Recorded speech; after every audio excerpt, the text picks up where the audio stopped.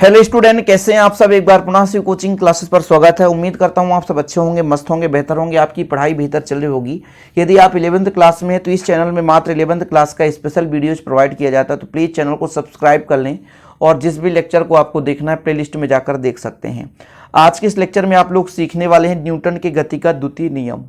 Newton के गति का द्वितीय नियम, इसके पहले प्रथम नियम हमने करा दिया था और न्यूटन के गति का द्वितीय नियम को मैंने प्रूव भी कराया था अवकलन विधि से। आज मैं दूसरे मेथड से प्रूव कराने वाला हूं, क्योंकि इसमें दो विधियां हैं। आपको जो इजी लगे बच्चों, उस मेथड से आप इसका नियम सिद्ध कर सकते हैं। द्वितीय नियम में सिद्ध करने को आता है कि सिद्ध कीजिए कि F बराबर ma। क्या था बच्चों? F बराबर ma। F बराबर ma सिद्ध करने को आता है। ठीक है, अब ये द्वितीय नियम है क्या? पहले नियम को तो सबको पता है कि कोई वस्तु स्थिर है तो स्थिर रहेगी, गतिमान है तो गतिमान रहेगी, जब तक कि उसमें बाह्य बल ना लगाया जाए तो उसकी दिशा परिवर्तन नहीं होती है। कोई वस्तु यदि गति कर रहा है तो गति करता रहेगा, यदि स्थिर है तो स्थिर रहेगा।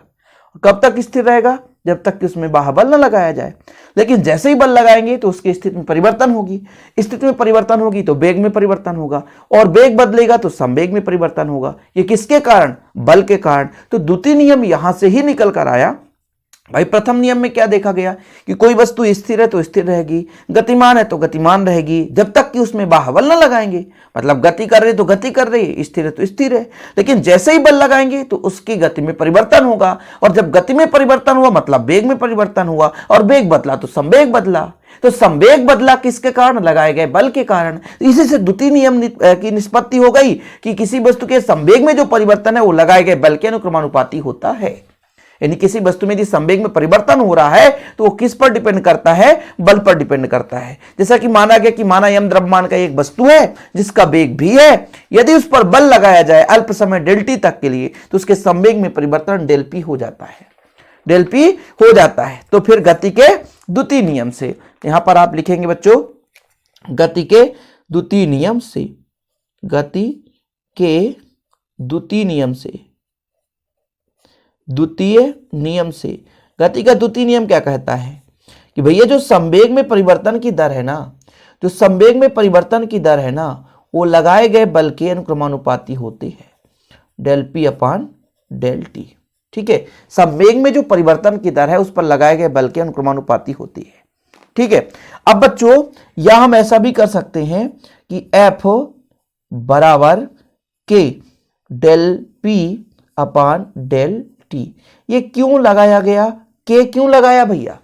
क्योंकि के एक आनुपातिक नियतांक है। जब भी समानुपाती हटाते हैं तो हम एक नियतांक लगाते हैं बच्चों।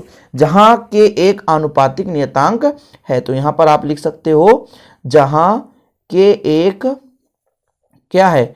आनुपातिक नियतांक है। ओके, जहां के एक क्या है? आनुपातिक नियतांक है। यहां तक क्लियर है भाई साहब? द्वितीय नियम की निष्पत्ति कैसे हो गई? किसी वस्तु पे यदि बल लगाएंगे तो उसका वेग बदलेगा, और वेग बदला तो संवेग बदला। तो हमने कहा एम द्रव्यमान का एक वस्तु है जिसका वेग भी है, यदि उस पर हम अल्प समय के लिए डेल टी के लिए बल लगाते हैं तो उसके संवेग में कहीं ना कहीं डेल पी का परिवर्तन हो गया। तो जो संवेग में परिवर्तन है, समय के साथ जो संवेग में परिवर्तन है वो लगाए गए बल के अनुक्रमानुपाती होता है। यहां तक क्लियर? समझ में आ गया? कोई दिक्कत तो नहीं बच्चों? अब यदि के का मान, यदि के का मान एक हो तो के का मान एक हो तो आपका जो यहां पर F बराबर आएगा बच्चों, F बराबर आ जाएगा del p upon del t. क्या आ जाएगा? Del p upon del t. किंतु जब लिमिट लगाया जाता है, किंतु अल्प समय के लिए, किंतु यहां पर देखिएगा, किंतु जो समय है बिल्कुल जीरो हो तो, मतलब जो समय है लिमिट है, यदि डेल टी टेंड्स टू 0 हो तो सीमा की बात की जा रही है, अत्यंत कम समय हो। अब इस कम समय के लिए जो हमारा डेल पी है बच्चों, del p upon del t, ये अवकल गणित के रूप में dp अपान dt से रिप्रेजेंट हो जाता है। dp अपान dt से रिप्रेजेंट हो जाता है जब लिमिट दे रखा हो, समय दे रखा हो। ठीक है, तो यहां पर del p upon del t क्या है? बल। तो F बराबर आपका निकल कर आया बच्चों कितना हो जाएगा आपका यहाँ पे dp/dt हो गया। ठीक, किंतु संवेग बराबर होता है द्रव्यमान गुणे वेग, होता है कि नहीं होता है? संवेग यदि आप वेक्टर लगाओगे तो वेक्टर लगाओगे, किंतु संवेग बराबर होता है द्रव्यमान गुणे वेग, यही होता है ना, संवेग बराबर द्रव्यमान गुणे वेग। तो ये हमारा एक समीकरण है। तो समीकरण एक से आप यहां पर रखोगे F बराबर d/dt mv। ठीक है, m बाहर ले लोगे बच्चों तो आपका आ जाएगा dv/dt। अब आप ही बताओ वेग में परिवर्तन की दर को क्या कहा जाता है? वेग में परिवर्तन की दर को क्या कहा जाता है? तो चूंकि वेग में जो परिवर्तन होता है वो कहलाता है बच्चों त्वरण। क्या कहलाता है? वस्तु का त्वरण। वेग में परिवर्तन की दर को कहते हैं वस्तु का त्वरण। तो ए हम यहां पर रख दें तो आपका निकल कर आ जाएगा F बराबर ma। देखो निष्पत्ति हमने कर दिया, ये दूसरा मेथड है। पहले मेथड को इसके पहले हमने करा दिया बच्चों, इसलिए आप लोग यदि पहला मेथड आपको इजी लगे तो उसको भी कर सकते हैं।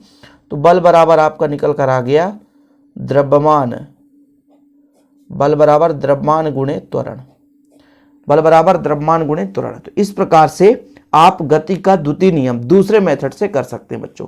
पहला मेथड भी आप देख लेना, दूसरा मेथड, दोनों काम की चीजें हैं, इसलिए भाई साहब आप लोगों को दोनों चीज तैयार कर लेना चाहिए। आज के लिए इतना ही। चैनल पर यदि पहली बार आए चैनल को सब्सक्राइब कर लें और ऐसे वीडियो पाने के लिए बेल आइकन जरूर प्रेस कर लें बच्चों, ताकि नोटिफिकेशन आपको मिलता रहे।